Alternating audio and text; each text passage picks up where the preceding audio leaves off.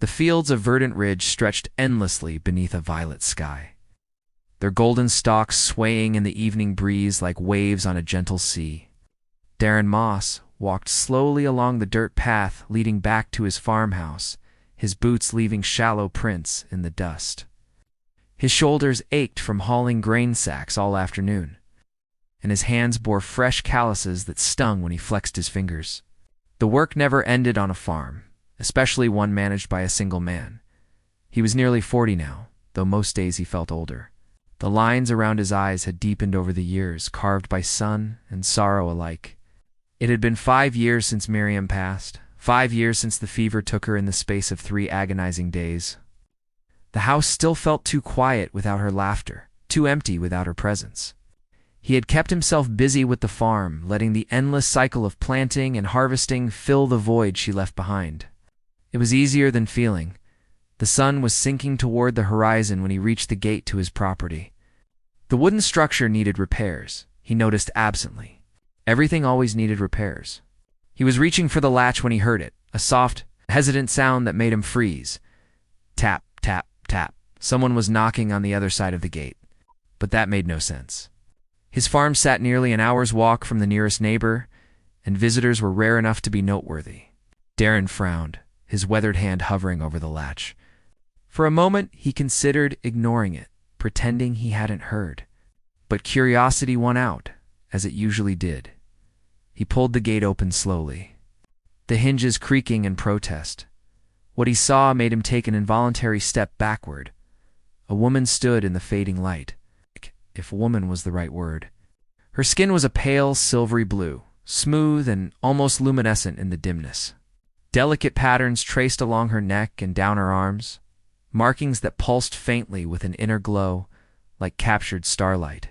Her hair was long and dark, falling in waves past her shoulders, and her eyes were an unsettling shade of amber that seemed to catch and hold the last rays of sunlight. She was alien. There was no mistaking it. But it wasn't her appearance that caught Darren's attention and held it. It was the 2 small figures clinging to her legs, half hidden behind the tattered cloth that served as her dress. Children, they couldn't have been more than 5 or 6 years old. Their features similar to hers, but softer, less defined.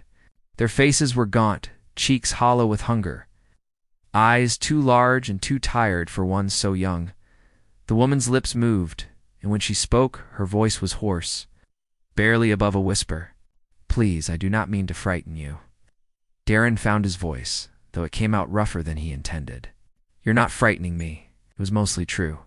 He'd seen aliens before, of course. Verdant Ridge was a colony world, and while humans were the majority, other species came and went. But they usually stayed in the town, in the designated zones. They didn't appear at isolated farmhouses at dusk looking like they'd walk through hell to get there. The woman swallowed hard, her throat working. "I will work," she said, the words tumbling out in a rush. "Any labor you require. I am strong. I can learn quickly. I will clean or tend to animals or dig, whatever you need. Just please," her voice cracked, "please give my children something to eat. They have not had a proper meal in days." As if to emphasize her words, the smaller of the 2 children swayed slightly, and the woman's hand shot out to steady him. The gesture was so protective, so instinctively maternal, that something in Darren's chest tightened. He looked at the children again, really looked. Their legs were like sticks beneath their ragged clothing. One of them had a bruise yellowing along her cheekbone. They were shaking, whether from cold or exhaustion or fear, he couldn't tell. Probably all 3. "How long have you been walking?" he asked. The woman blinked, clearly surprised by the question. 2 days, maybe 3. I lost count. 3 days. With children that small, across terrain that was unforgiving even to the prepared. Darren made his decision in that moment, not overthinking it, not weighing the consequences. Some things were simply right, regardless of logic. He stepped aside and pulled the gate wider. "Come inside." The woman's eyes widened. For a moment, she didn't move, as if suspecting a trap. Then the child, clinging to her left leg, made a small, desperate sound, and she gathered her courage. She walked through the gate slowly, keeping the children close, her eyes darting around like a cornered animal looking for exits. Duran led them across the yard toward the farmhouse. It was a modest structure, built from local timber and stone, with a sloped roof and a wide porch that wrapped around two sides. He'd built it himself with Miriam's help, back when they first claimed this land. Back when the future had seemed bright and full of promise. Inside, the main room was simple but clean. A stone fireplace dominated one wall, and worn but comfortable furniture filled the space. Duran moved to the hearth and began building a fire, his hands working automatically through the familiar motions. Behind him, he could hear the woman and her children hovering near the door, uncertain. "Sit," he said, not turning around. "Anywhere you like." There was a long pause, then the soft sound of them settling onto the rug near the fireplace. Darren got the fire going and set a pot of water on the hook to boil. He had stew from yesterday, still good. He ladled generous portions into bowls, and brought them over. The children's eyes locked onto the food with an intensity that was painful to witness. But they didn't reach for it. They looked up at the woman first, waiting for permission. She nodded once, and they grabbed the bowls with both hands. Darren had never seen anyone eat like that. They consumed the stew in desperate gulps, tears streaming down their faces, their small hands shaking so badly they could barely hold the spoons. The woman watched them with an expression of such profound relief and anguish that Darren had to look away. He filled a fourth bowl and held it out to her. She shook her head. "After I work?" "There's no work tonight," Darren said firmly. "Eat." She hesitated, her amber eyes searching his face for deception. Whatever she saw there must have satisfied her, because she finally took the bowl. Her hands were trembling as badly as the children's. "Thank you," she whispered. "I do not know how to repay this kindness." "You already said you'd work," Darren replied, settling into his chair. "We'll figure out the details tomorrow. Tonight, just eat and rest." They finished the stew in silence. Darren brought out old blankets, the ones Miriam had woven, and spread them near the fire. The children were already half asleep, swaying where they sat. The woman laid them down gently, arranging the blankets around them with careful precision. But she didn't lie down herself. She sat with her back against the wall, her eyes open and alert, watching, guarding. "You should sleep too," Duran said. She shook her head. "I will keep watch. There's nothing to watch for here. Forgive me, but I cannot trust that yet." Her voice was soft but steady. "I have learned that safety is often an illusion." Darren didn't argue. He understood, perhaps better than she knew. Trust wasn't given freely when the world had taught you to be wary. He moved to his own chair on the opposite side of the room and settled in, pulling a blanket over his lap. "I'm Duran," he said. "Darren Moss." The woman looked at him for a long moment. "My name is Seraphine. In my language, it means burning light. The children are Nico and Luna. They are twins." "Are they yours?" Seraphine's expression flickered with something complicated. "By blood? No. But by choice, by love, yes. They are mine." Aaron nodded slowly. Family wasn't always about blood. He understood that too. The fire crackled between them as the night deepened outside. Duran let his eyes drift closed, though he didn't truly sleep. He was aware of Seraphine across the room, still sitting upright, still watching. But as the hours passed and the children's breathing remained peaceful and steady, he heard her shift. Then, finally, he heard the soft sound of her lying down. When dawn came filtering through the windows, Darren opened his eyes to find all three of them still asleep by the fire. Seraphine had curled herself around the children, one arm draped protectively over both of them. Her face, relaxed in sleep, looked younger, vulnerable. Something in Darren's chest stirred, a feeling he hadn't experienced in years. He pushed it aside and rose quietly, moving to the kitchen to start breakfast. Whatever this was, whatever had brought these three to his door, he would face it one day at a time. That was all anyone could do. Outside, the fields of verdant ridge waited, golden and endless beneath the morning sky. Morning light spilled across the farmhouse floor in golden bars, dust motes dancing in the beams like tiny stars.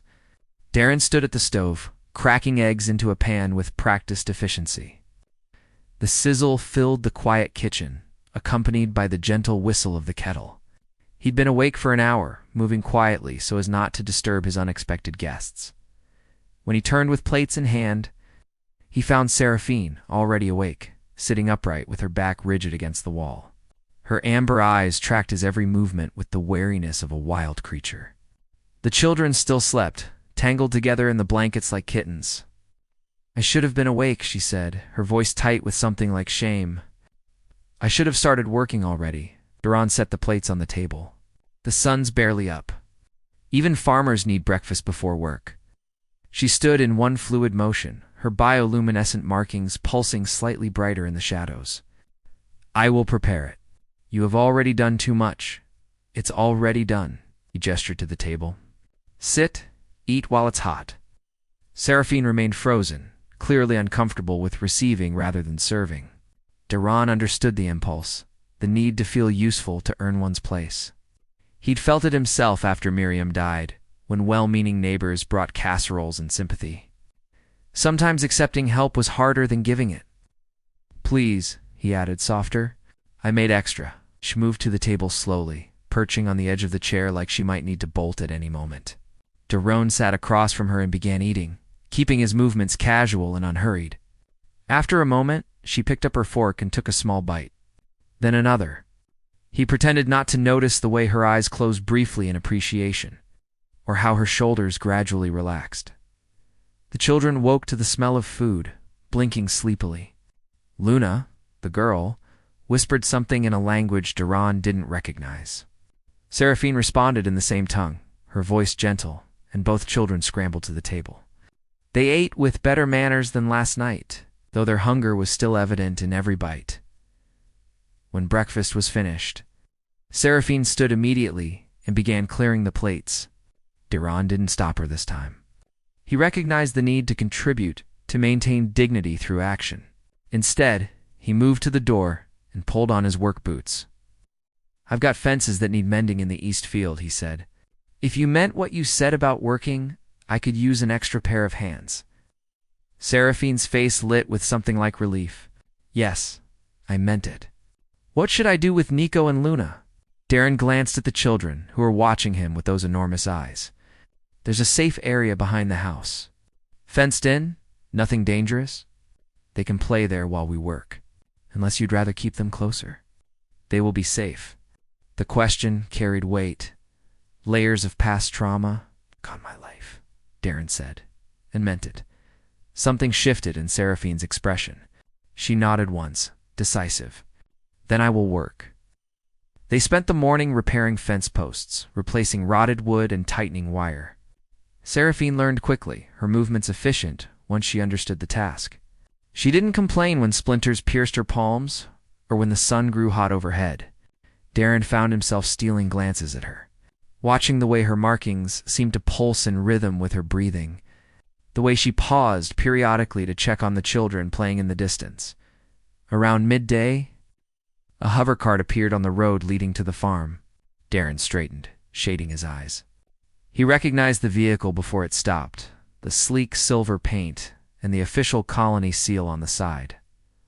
Helena Crane stepped out, her expression already pinched with disapproval. She was the elected representative for their district, a position she took far too seriously. Her silver hair was pulled back severely, and her colony uniform was crisp despite the heat. "Duran Moss," she called out, her voice carrying across the field. "We need to talk." Darren set down his hammer and walked toward her, aware of Seraphine tensing behind him. "Helena, what brings you all the way out here?" Helena's eyes flicked past him to Seraphine, then narrowed. "I heard you've taken in strays. Unregistered aliens, Duran. You know the protocols." "I know a family in need when I see one," Duran replied evenly. "And I know there's no law against offering hospitality. There are regulations about harboring unregistered individuals, especially of non-human origin." Helena's tone was clipped, official. "They need to be processed, documented, assigned to proper housing in the designated zones." Seraphine had moved closer, her posture defensive. "I will go," she said quietly. I do not wish to cause trouble for you. You're not going anywhere, Darren said, surprised by the firmness in his own voice. He turned back to Helena. These are guests on my property. They're working for room and board, which is perfectly legal. And before you mention registration, they just arrived. They have 30 days to register according to colony law, which I'm sure you remember. Helena's jaw tightened. Darren, be reasonable. You don't know anything about them, where they came from, what they've done. You're putting yourself at risk. The only thing I know for certain is that they were starving, and I had food. The rest we can figure out. Cross his arms. Was there anything else? For a moment, Helena looked like she might argue further. Then she glanced at Seraphine again. At the children peeking around the corner of the house, and something in her expression softened slightly. You always were stubborn, Duran, just like Miriam. She sighed. Fine, but get them registered within the week. I'll be checking. Appreciate it, Helena. She climbed back into her hover cart without another word, the vehicle humming as it lifted and turned back toward the road. Duran watched until it disappeared, then turned to find Seraphine staring at him with an unreadable expression. You defended me, she said. Against one of your own people? I defended what was right. He picked up his hammer again. Come on. We've got 3 more posts to finish before lunch. They worked in silence for a while, but it felt different now. Less tense. More companionable. When they stopped to drink water from the canteen he'd brought, Seraphine spoke again. Why do you live alone out here? It seems like difficult work for one person. Darren took a long drink before answering. I wasn't always alone. My wife Miriam, she and I built this place together. We had plans. Wanted to expand, maybe hire help eventually, have children running around. He paused, the old ache settling in his chest. She got sick 5 years ago. Fever that wouldn't break. The medics tried everything, but... He shrugged. She died in our bed holding my hand. Told me not to let the farm die with her. Seraphine's markings dimmed slightly, a response he was beginning to recognize as emotion. I am sorry. Loss is a wound that never truly heals. You sound like you know something about it. She was quiet for so long he thought she wouldn't answer. Then, softly, I had a partner once. On my homeworld. We were bonded as my people do. He was taken during a raid by slavers. I never saw him again. That was 10 years ago. Duran felt something crack inside his chest. And the children? I found them in a cargo hold on a smuggler's ship 2 years ago. Abandoned, starving, meant to be sold. I was working there, cleaning, trying to save enough to buy my freedom. Her hands clenched. I took them instead of my freedom. We have been running ever since. From the smugglers. From everyone who would see them as property rather than people. She met his eyes. You are the first person who has looked at us and seen anything worth protecting without expecting something in return. Darren didn't know what to say to that. The weight of it, the trust it represented, felt enormous.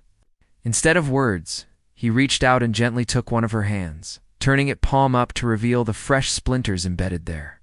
We should clean these, he said. Before they get infected, back at the house, he sat her down and carefully removed each splinter with tweezers, dabbing the tiny wounds with antiseptic. Her skin was cooler than human skin, smooth and slightly luminescent up close. She didn't flinch, even when he dug a bit deeper for a stubborn piece of wood. You are very gentle, she observed. Miriam used to say I had good hands for healing. Wanted me to study medicine, but I loved the land too much.